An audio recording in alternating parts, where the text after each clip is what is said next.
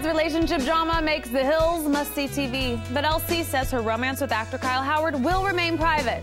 Bummer. But while her love life is off limits, her beauty secrets they are not. I recently hooked up with Elsie's personal makeup artist, Amy Nadine, at number 2.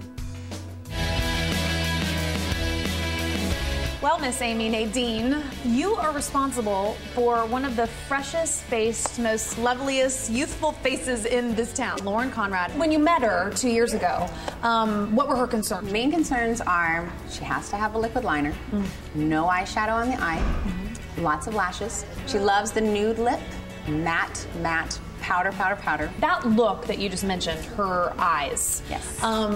Was she already doing that whole cat eye look when you met her? It's definitely her signature thing. When I met her, the liquid liner was thinner.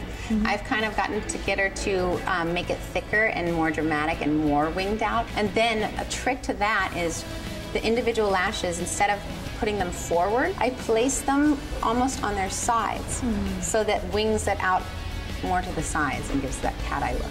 Same with liquid liner. People are so afraid of it because they're afraid it's not going to be a perfect line.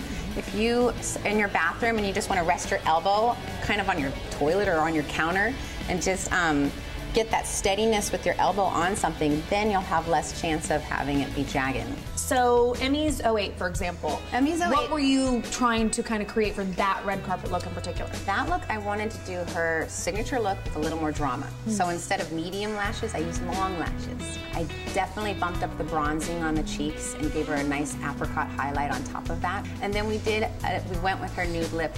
Well, I don't know any young girl who wouldn't want to replicate that look. We're going to go and try and get that look, and you're going to show us how, right? I'm going to show you exactly how to get her signature look.